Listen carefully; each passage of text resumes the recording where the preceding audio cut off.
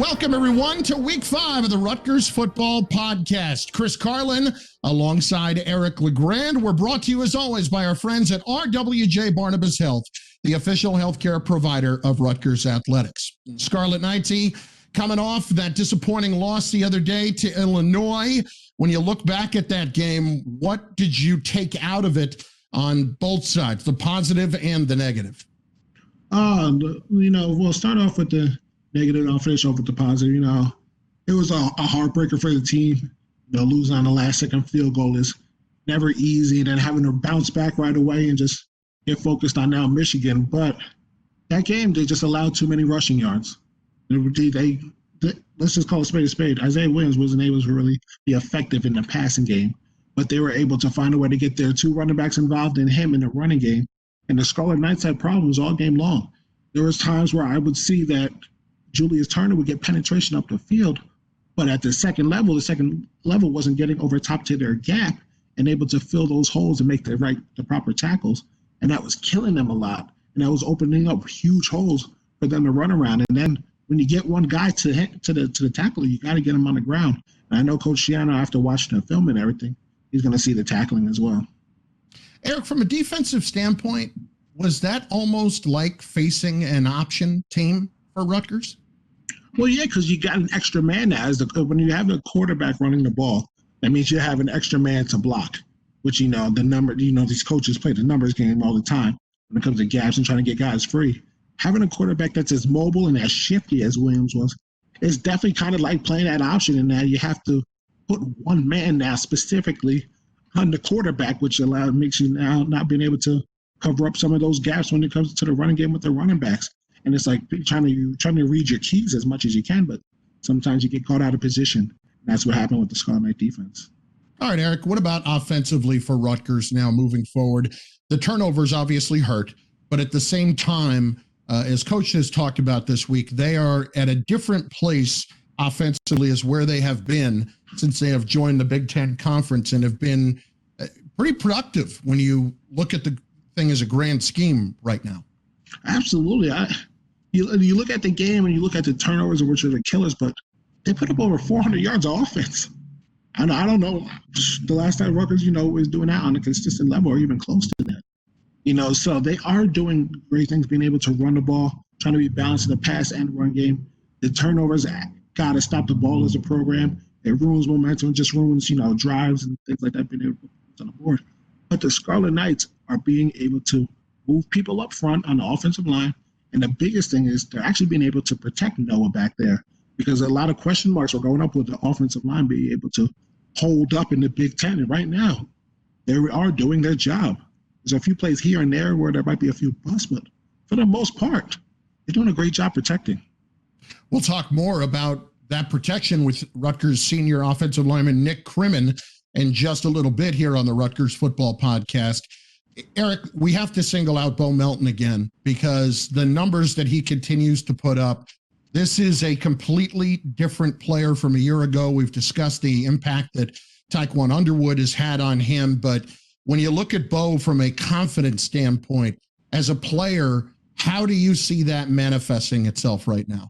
He looks just so much different out there. He is very confident. When the ball is in the air, he's going to get it. And I feel like in the years in the past when bad plays happen or he dropped the ball, he would put his head down going off to the side, or he looked a little bit timid, or fearful going across the middle, balls would bounce off of his hands. He's playing with the most confidence right now. That third down play that he converted and took it up the sideline for whatever it was, 55, 60-yard touchdown. That was impressive, because I looked back at the film, and they were in max protection. They kept it tight in, and so there wasn't many options on the field. I think there was 3 options that Noah could have went with. And he threw the ball, and there was 2 guys there, but Bo was able to step right in front, hit it with his fingertips, catch it, and be able to take it right up the sideline. It was very impressive. And years in the past, that might have tipped off his hands, went through, and there had been an incomplete pass, and the punt team would have been on. But I'm starting to see more from his game. What kind of an impact can that have on his fellow receivers? We've seen Shamin Jones make plays at times. We've seen Aaron Cruikshank come over here and make plays, certainly. The wide receivers, they want to make plays, and you see their leader doing it on a consistent basis. It gives them confidence. When I get my chance, I want to do the same thing. Shaheem Jones has been a good number 2 receiver. Being able to rely on him, those quick little 5-10 yard out plays for first downs. Those can make drives continue on. You need those plays.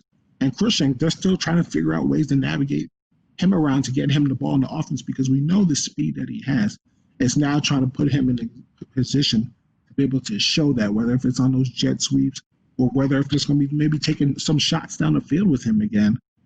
So I love the balance that they're trying to get their offensive ball with, but seeing what Bo Melton is doing right now has to be inspiring for those guys. I'll ask Coach about this in a little bit, but as you look at this team, Eric, almost halfway through the season, how do you evaluate their progress? I think there is progress. There's ups and downs. Of course, as the Illinois game, when you're up 20-10 in the third quarter, you hope that you can put them away. You have the opportunity to put the team away. You hope that you can do that. But there was a little bit of a downfall, and you let Illinois back in the game. They're fighting, they're scrapping hard too, and they were able to pull away with one. I think we're seeing this team, though, is now in position, Chris, where they actually can win games. And they're in a position where they now need to learn how to hold on to a lead. They're so used to being in the past, finding it, clawing back. Now they actually understand, okay, we have a lead. How do we finish them? And I think that's going to be the progress that we see over this next half of the season, or I should say the back end of the season. We'll talk more about all of that and a lot more with the coach, Greg Schiano, in just a few moments. And also later on, Nick Crimin, Rutgers senior offensive lineman from St. Joe's Metuchen and South Amboy, will join us as well. Stay with us. The coach is up next on the Rutgers Football Podcast, presented by RWJ Barnabas Health, the official healthcare provider of Rutgers Athletics. We've returned for week 5 of the Rutgers Football Podcast with the head coach, Greg Schiano, who joins us right now. And, Coach, I know it was a disappointing loss the other day to Illinois. When you look back at the tape, what were the things that you took out of it, positive and negative, that you wanted to build on? Well, positive, I think we did some really good things offensively. We moved the football. We scored some points. We had some big plays. Negatively, we turned the ball over 3 times. We had 11 penalties.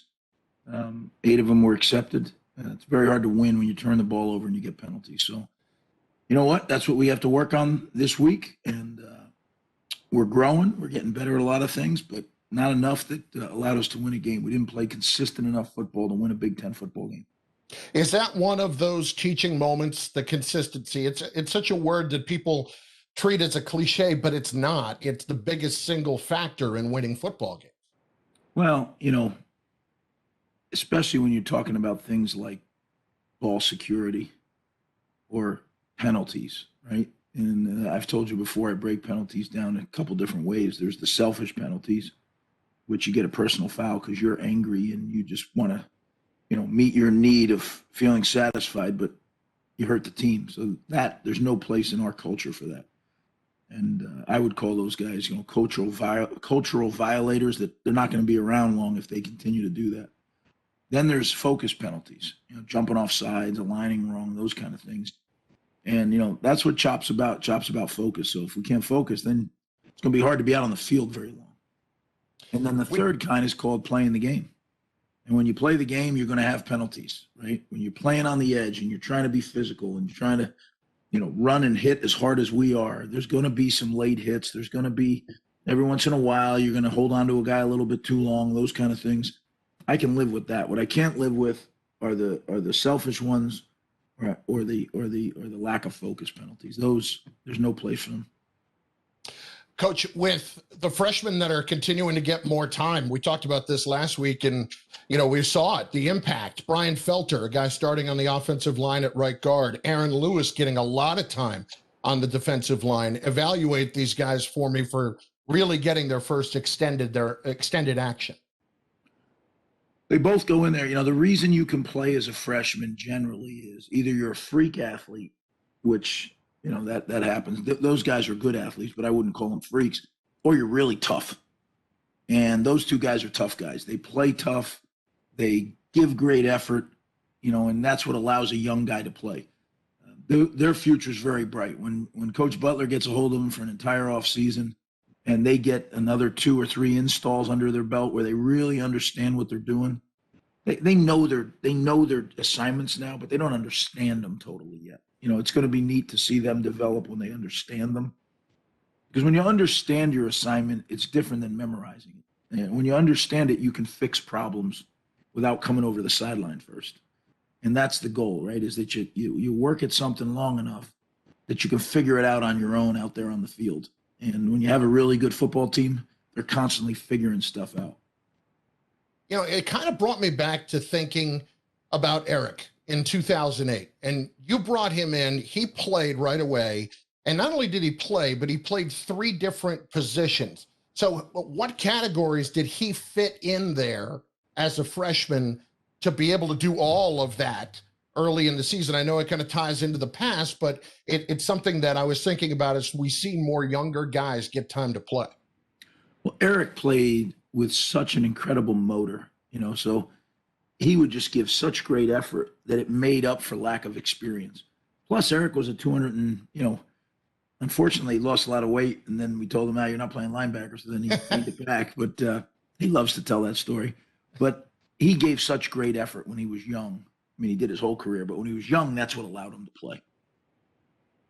All right, Coach, now, as you prepare for Michigan this week, tell me about practice. What are some of the things that you're, in particular, taking a look at and working on this week, trying to improve? Well, fundamentally, we just have to continue to get better. We are getting better. The thing that backslid quite a bit on us was our tackling. We had actually been tackling pretty well, and a lot of it has to do with that quarterback. I mean, he was a very elusive guy, very fast, and he made us at times not look real good. So I think we need to get back into our tackling system. We have to use our tackling system. It's worked very, very well for us over the years, and we just have to make sure that we utilize it. And at times we didn't, but again, number one had a reason. He had an impact on that. Valentino Ambrosio, kind of to fans, to a lot of us who haven't seen him before, kind of came out of nowhere, but this is a guy that in high school was an all-state kicker. Tell us through the progression here how he became part of the program and then worked his way in last week to be your guy. Well, he reached out to me, I guess it would have been I think it was during the time when everyone was quarantined, and he plays for the soccer team. And my initial response was, well, I need to check with the soccer coach. I can't, He said, well, I've made the decision. This is what I want to do. So I called the coach, and coach was outstanding. He said, look, if that's what he wants to do, coach, I don't want to get in his way. So at that point I said, okay, we'll let you come out. I said, no guarantees, but he's performed in a lot of big stages. He's played in big soccer games. He's played over in Europe in soccer games. So he's really, pretty good soccer player. And, the pressure to perform is something that I think the more you do it, the better you get at it. And when you do it in front of bigger crowds and big venues, again, I think you get accustomed to doing those things. And Val has that. He has a strong leg. I think he's getting back into his football kicking form. It's taken a little while, but he's got a chance. Right now I believe we have 3 kickers in our program that could go out and do everything. So we're going to monitor it, and whoever we think that week gives us the best chance to win, that'll be our kicker. One thing I noticed about him, tell me if I'm wrong about this, the ball seems to come out very high, very quickly when he kicks the ball. Is that fair to say? That is fair to say, Chris. I like that, and again, I'm not a kicking expert, but I know enough to be dangerous. And I can hear a good kick.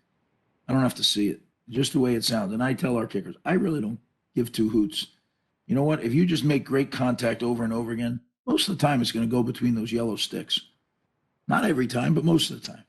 When you start aiming it and you can hear it's like poof, then you're headed in the wrong direction. And Val's been smacking it pretty good, so I like that. We'll take a timeout. We'll come back. We'll have your questions for Coach Schiano. Stay with us right here. It is the Rutgers Football Podcast, presented by RWJ Barnabas Health, the official healthcare provider of Rutgers Athletics. Back for your chance to ask Coach Schiano questions on the Rutgers Football Podcast. Coach, First question comes from Doug, wants to know, what have been the factors this year that have contributed to how well Julius Turner has played so far this season? Well, Julius has worked hard, number one. I think the tilt nose that we use in our system is perfectly made for his skill set. So I think it's a good match and a guy who's working hard. And that's usually a pretty good combo. Is it a quickness thing that kind of lines up with those skill set in that tilted nose? Quickness, but not just foot quickness, hand quickness, body quickness. Very twitchy guy. All right, Steve, up next. With everything that's gone on in 2020, missing spring practice, preseason camp, are you where you had hoped to be at this point? That's a tough one to answer, I know, because as we said, it's 2020, but how can you properly evaluate that yourself? You can't.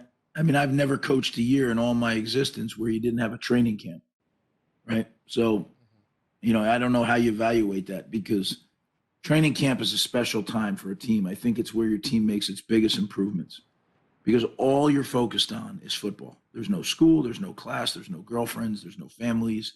It's just you and the team. And sun up to sundown, it's all about football. Now, not exactly the most fun maybe for the players, but that's where they make their biggest improvement. So without that, I mean, the common denominator is nobody had it, right? Or at least in our league, nobody had it. So, but it's hard to evaluate. Where are we are we where we want to be? Look, we're just trying to get better every day. I have not in this crazy year. If we can make improvement every day, I have not put any kind of thresholds. From an infrastructure standpoint, Coach, I'm interested as to where you want this to be in your program's first year. How much has that been affected by what's going on? Not sure I understand what you mean, Chris. Well, just from all of the inside of what you want to build, whether it be, getting everything done off the field with players in their growth, in their development, as far as everything that you want done from your staff, things like that, the things that you would look to that are important in the early stages of a program that people don't see every day? Yeah, that's a great question. I didn't understand it. I didn't ask it well. No, there's so many things, Chris. It's a great question, because things that you would never consider, right? Our team is very tired. Why? Because we have to get up an hour early every morning to test for COVID-19. So take the cumulative effect of that. They're still going to school. They're still got to do all the academic work. They still got to lift. They got to practice. Yet they have this commitment to get tested, and we have to do it, right? But it's you can see it wearing on our team. Coaching staff and their families. We put this whole group of people together, and other than a few recruiting functions, springtime, you have a new staff, you do some functions with the families. Usually you get to know each other. There's relationships that are formed. We haven't been able to do any of that. And, the games, the families come to the games. They have to stay socially distanced. It's not real conducive to a new program. Now, the flip side of it is we've gotten to spend so much time with our guys, because we're kind of it's just us, right? There's really no other students here other than kids who live off campus, but there's very few in-person, if any, classes. So there's trade-offs for sure. I mean, nobody's going to sit there and say there's a good that came out of this, but if there's anything that can be perceived as a good, I've said this before, I think it's shown us the players that are really in love with football, if that makes sense. Absolutely. And, along those lines, Peggy has the next question. With timing, you're talking about all that kind of stuff.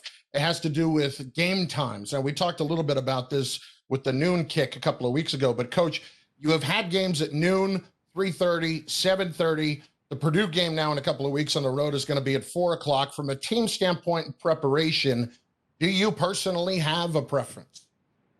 Well, we actually had a 1 o'clock game this past week, right? That's right, yeah. Felt like I was back in the NFL. You know what? I don't care. I really don't. I mean, I like playing at home, I can tell you that, and not traveling at night, getting home at 4 a.m. But as you get better and better, you get different times when you play. And that, to me, is a good thing. That means that we actually – here's something I learned early in my career.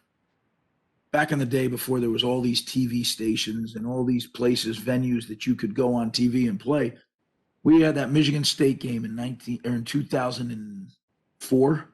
I had to beg ABC to put Rutgers on regional TV. I literally went into New York City, had lunch with an executive with ABC, and he said, you know what? I'm going to do it, but it better not be a blowout. And I learned very early on that the reason they don't want the blowouts is then all that advertising at the end isn't really worth much, right? Because people tune out and then they have to. So when they put you on at night or they put you on in a primetime situation, it's because they believe you're not going to get blown out and it's going to be one of those situations. So that to me is a positive. We need to continue to step up in class so we can get more of those games. I think it's critical that you have a formula. We have every time that you can play a game fitted with a schedule. Will Gilkison, who most Rutgers football fans know, and my captain in 2005, he runs our whole operation here with a lot of help from people, but he's the brains of the outfit. And he pretty much comes into me and he puts down the itinerary, and I may change a thing or two, but he's the one who works it all out and does a tremendous job. By the way, I guess a blowout is not winning by 2 touchdowns. That was an okay day, as it turned out. Second and last one, Coach, what has stood out about the play from Isaiah Pacheco so far this year? This question coming in from Danny. Well, Isaiah runs so hard. And there's some things we'd love to clean up because I think he could have even more production than he's had, which has been pretty impressive. But he plays with such a passion and attacks things so hard. And he's physically very gifted. He's a guy that I think continually has a chance to make a difference on game day for us. So we have to continue to find ways to make sure he's getting the ball in opportunities to use his talents. And I think Coach Gleason and Coach Hoffman have done a really good job of doing that. And you can't use him up either, right? If you go too hard, we're playing 9 weeks in a row. There's no bye week. So we really got to protect him. And the good thing is we have some good backs that are playing behind him, right? With Kayron Adams and Aaron Young. I mean, you're talking about good running backs. Kyle Monungai, he hasn't seen any action yet, but at the running back, so he's a good running back. And Jameer Wright Collins is a good running back. So we feel we have some guys that are going to be able to help and have helped. But right now, Isaiah's playing, I think, at a little different level. All right, Coach, Michigan this week, they have a lot of noise around their program right now. What do you see when you're studying the Wolverines? A very talented team that's very fast. Yeah, they have some really fast players. They're a little beat up, but everybody's got their injuries right now. Everybody's played 4 or 5 games, and that's when it starts to set in, right? The cumulative effect of the hits, the cumulative effect of the late plane rides home, all that stuff comes into play. The cumulative effect of academics.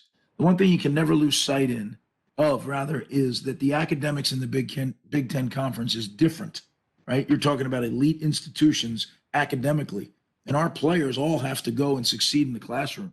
That takes a lot of hard work and a lot of time. So the fatigue from all those things I just mentioned manifest themselves sometimes in injuries, and that's why it starts to pile up. That's why bye weeks are such a good thing, and especially in the Big Ten Conference, because you give your guys a chance to catch their breath. Now, we don't have room for a bye week this year. I get it. But that's where mental toughness is going to really be important. Coach, best of luck this week. We'll talk soon. All right, Chris. Thank you. We've got more coming up in just a moment. This is the Rutgers Football Podcast presented by RWJ Barnabas Health, the official healthcare provider of Rutgers Athletics.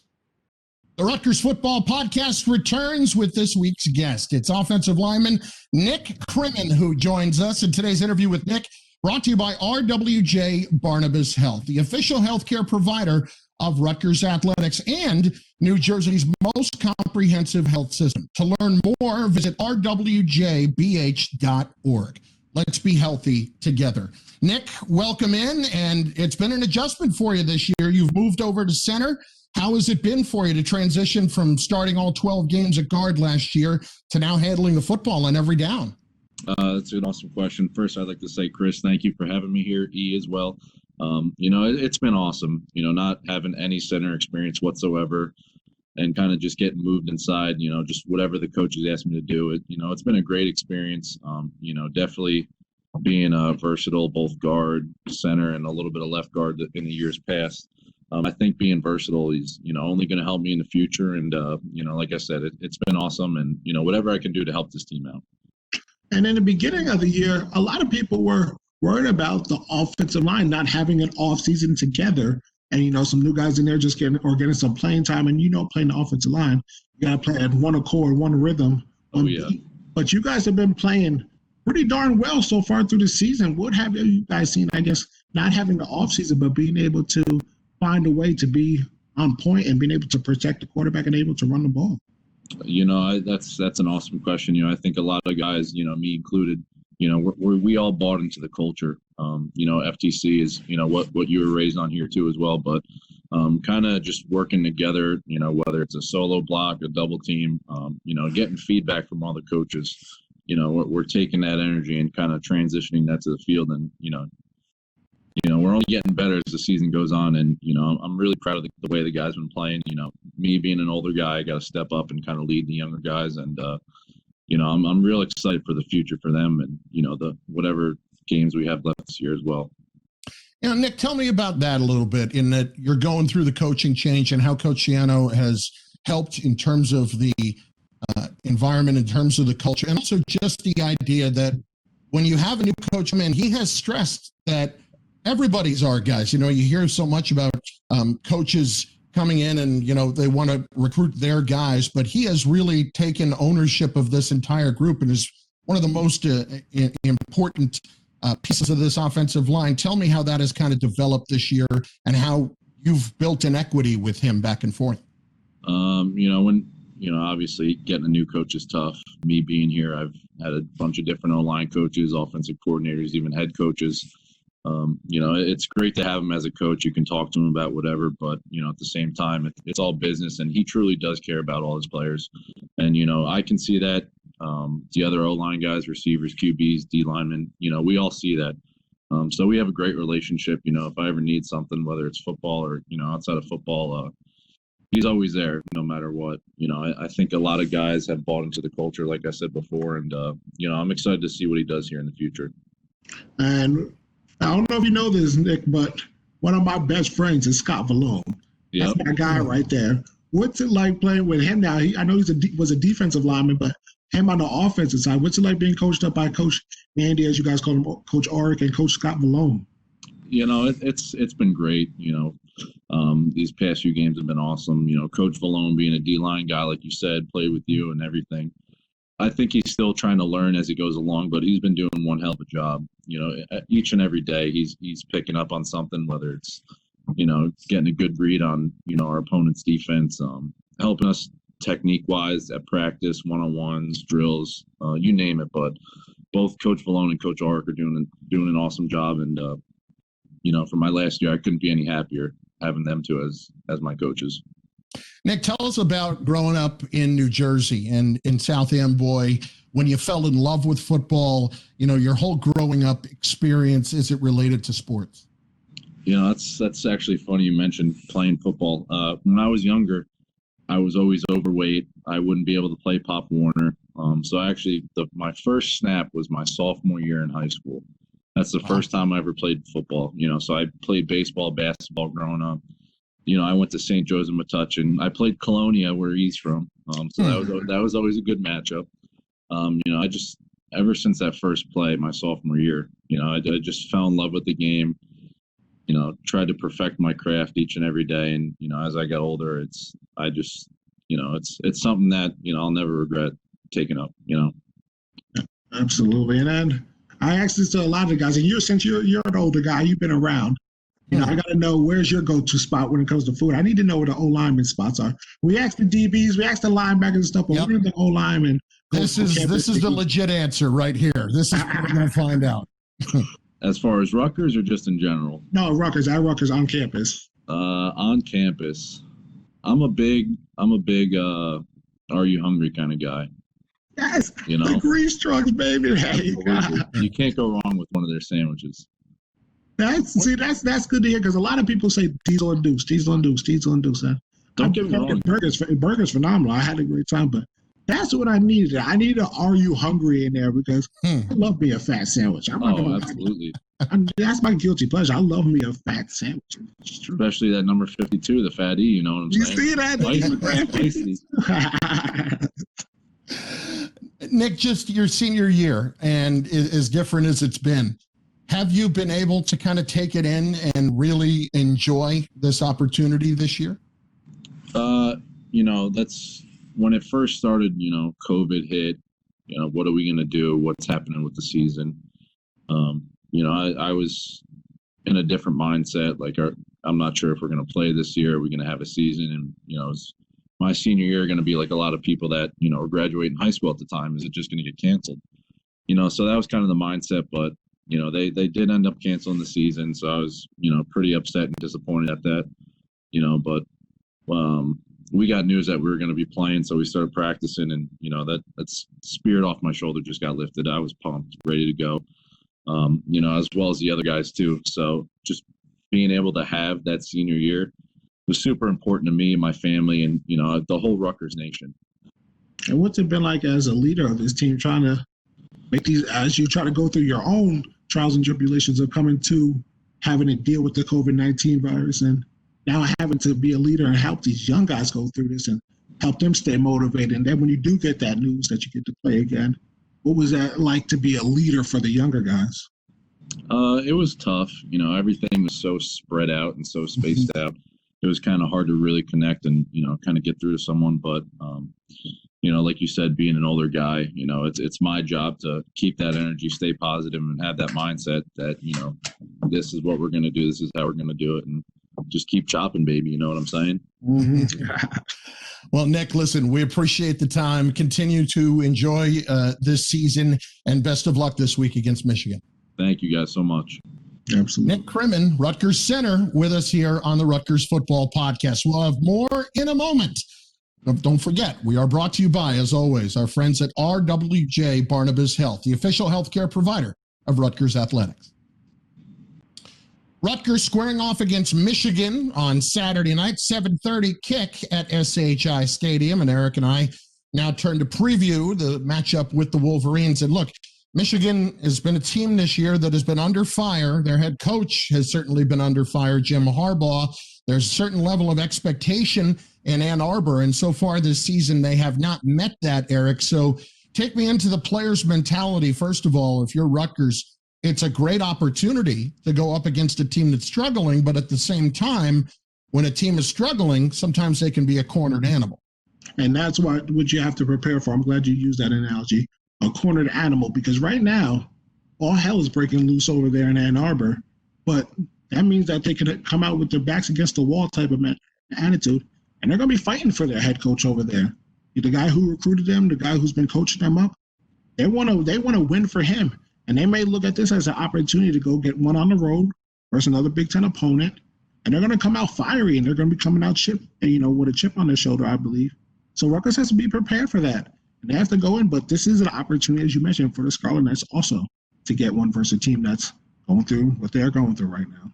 All right, so if you're Rutgers going up against this team, first of all, defensively, what concerns you about their offense? If you look at Joe Milton as their quarterback, and yes, he's had his mistakes that he's made and he's not turning the ball over and not making accurate throws, but the guy has one hell of an arm. When he does get his accuracy down, he has to little bit learn more about with his touch because he fires the ball in there. But he's a big guy and he can run. And the Scarlet Knights has just given up over, close to 300 yards on the ground versus Illinois team. You don't think Jim Harbaugh and them watch that film and they say, hey, we can use Milton maybe a little bit more here and use his size. He may not be as shifty as Williams, but we can use this guy's size to our advantage. So Coach Schiano, Scarlet Knights are going to have to figure out, okay, how do we get this guy? First we got to get to him in position, but then get him on the ground is key. How about the other side of the ball? If you're Rutgers and you're attacking Michigan, what are the things that you're trying to do here offensively to establish some more consistency? You have Bo Melton on the outside, and Michigan has struggled with the deep ball in the past, whether if they're getting pass interference called on them or if they're getting beat. So I would try to keep on setting them up as you would do with the run game, try to lure them to sleep, get them in that one-on-one coverage, and then take the shot. I love that play call, what they did with Bo Melton on that 4th and 3 on the opening drive. When they lure him in, bring everyone inside the box and get a one-on-one on the outside of him. Especially this year, I'm taking Bo Melton against the world. It's been amazing. It's been amazing to see him. So I'm going to try to continue to run the ball with Pacheco. You know, he had his breakout game 2 years ago versus his team. Get Aaron Young and them involved and try to lure them to sleep, and then see if you can take those shots downfield and force them to cover you. Because, like I said, they've had penalties in the back end when it comes to pass interference calls. So might be able to lean on that a little bit. The career-long 80-yard touchdown for Isaiah Pacheco in that game that you're talking about. And Eric, we saw his 5th career 100-yard game last week against Illinois. He really starts to look right now like he is hitting his stride, is he not? Oh, he's hitting his stride hard, and he runs with a vengeance. You know, he's not easy to bring down. He's a back that you know that you have to have your eyes on him at all times. And I think that Scarlett Knights need to start feeding him more. He needs to touch the ball 20 times a game, because I know you got a bunch of other guys that you want to get the ball, but he's your bread and butter right now. And we saw in that last drive before the turnover, you know, what he was able to do. You know, he's just, when he gets the rock in his hands, he's a special player. And he just, as the game goes on, he wears on you. I think the Scarlet's going to have to start trying to do that with him a little bit more. E, we will talk to you on Saturday night. Looking forward to it. Rutgers and Michigan under the lights. Sounds good. Can't wait. Eric, Ray Lucas, and I will be on the call for Rutgers and Michigan on the Rutgers Sports Network. And, of course, the game will air on BTN as well. That's a 7:30 kick at SHI Stadium. That'll do it for Week 5 of the Rutgers Football Podcast. Thanks for joining us, and thanks, as always, to our friends from RWJ Barnabas Health, the official healthcare provider of Rutgers Athletics.